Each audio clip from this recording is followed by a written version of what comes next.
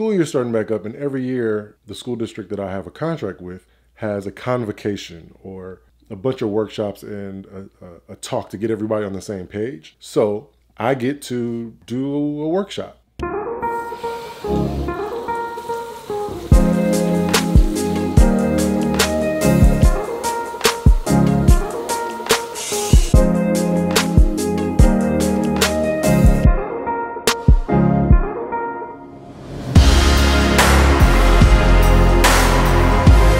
What's really cool about being in the field of education, and I'm not a teacher or a principal, I'm just a consultant. But what's really cool is teaching others has taught me a lot. The people who trained me in restorative justice, it's who I've really learned the concept of self-care. If I don't pour into myself, I have nothing to pour out to my family, to my friends, to the world, but especially to the work. At the end of this workshop, I'm gonna ask everybody, what's one thing that you're gonna do for yourself before school starts?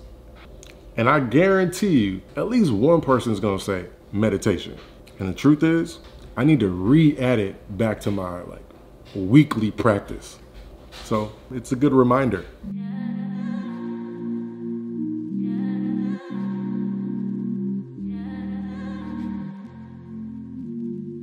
Welcome to this workshop, an introduction to restorative justice. My name is Robert Howard.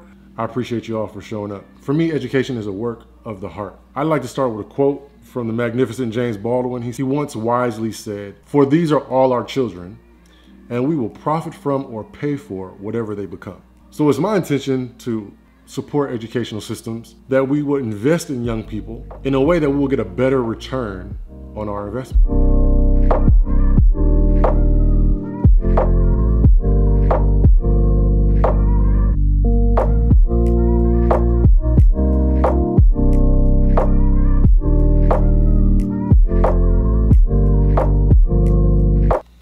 I got a homie who also meditates, and she's getting back into it, and we're gonna hold each other accountable. Maybe she can explain what meditation is and how to do it. Let's see.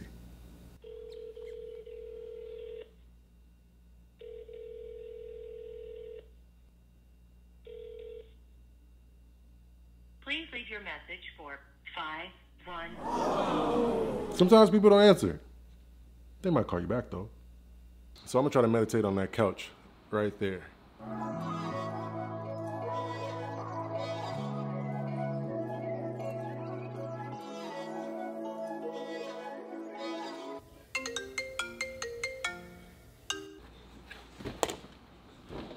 Hi.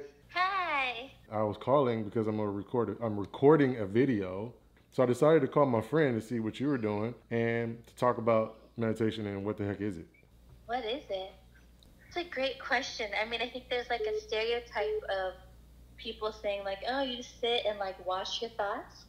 But I think it can just be like being super present with whatever the moment is. You could be like staring at a flower and like be with the flower. You know what I mean? Like be actually looking at the flower. And I think it's just like the act of trying to be with where you are in the moment and like not future thinking and not past thinking. And like noticing. It's like noticing yourself or noticing what's beyond yourself or noticing what's right in front of you. I think it's just that. I'm sure other people have much deeper shit to say. When you said like noticing, I think that's the practice of meditation for me. Sitting down and trying to think of nothing but focus on my breath and then just paying attention to it. Yeah, I like the way that you said that. Yeah. Well, it sounds like you're really good at it. I'm terrible at it. No, how do you be terrible at meditation? I think you have to like actually pay attention, be present, or like try. And sometimes I get so lost in the thoughts that are coming up that I follow them all the way to the end. That's actually a part of it. Like start to embrace that as part of it. Okay, have fun. Okay, I love you so much. Okay, love you. Okay, bye. So that's the hard part. It's the internal and external distractions and finding a time or place where you can really meditate. I'm not at the level yet where I could do it anywhere at any time, no matter who's around me yet. Well, I need to run some errands. I haven't eaten, so I'm gonna do that and then go somewhere to meditate.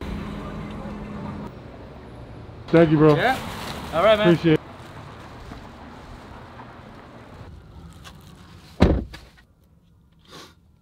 Shout outs to Sachi's Teriyaki on Slauson and Overhill.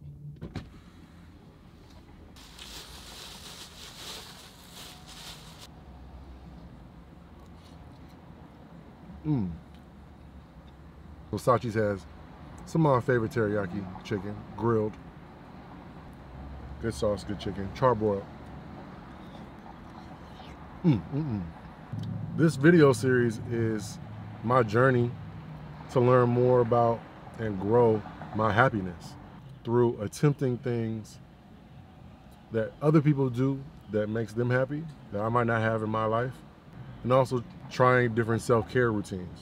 I used to have a mindset of happiness that was if, then. If I can get this, then I'll be happy. If I can get out of debt, then I'll be happy. If I just move, then I'll be happy. If I can get this car, then I'll be happy. I'll be happy if I get this career. If I could just get into this relationship, then I'll be happy. So that the bad thing about that if-then mentality is that happiness is always in the future at another spot, which means where I was not happy. I wasn't content, I wasn't satisfied. And I think it's hard to get to happiness if happiness is always in the future somewhere that you haven't got to yet and there's no promise for it. Mindfulness and meditation, I think, helps teach to be satisfied, to be happy, to be content where you are in the moment. Let me go before the sun sets.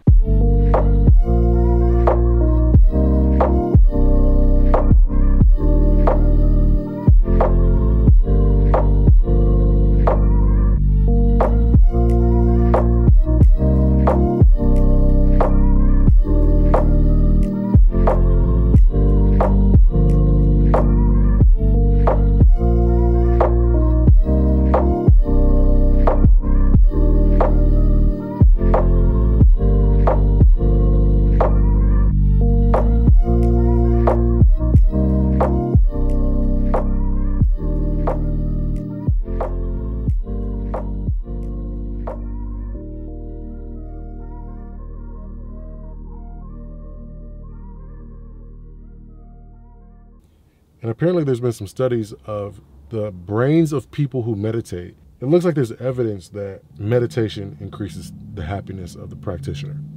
And it's found that it's improved and increased the experiences of positivity and happiness.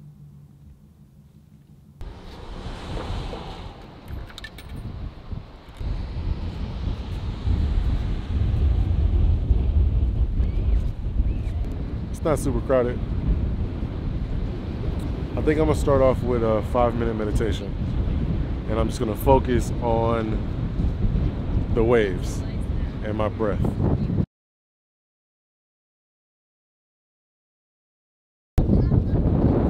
Okay, so I feel like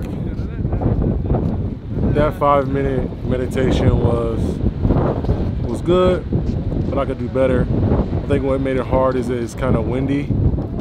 And then being outdoors and being from the hood, it's hard for me to not pay attention to my surroundings. Like for self-care and safety, it's hard for me to just like, oh, I'm fine, my camera's fine, my bag is fine, I'm fine. When I hear people's footsteps, I tend to pay attention. So that was hard for me to relax there and go back to focusing on my breath. In the beginning, my breath was very shallow, and I was intentionally trying to breathe deeper, to breathe slower. I definitely could do better. I do feel relaxed. Yeah, I definitely think I need to incorporate meditating into my weekly practice, if not daily practice.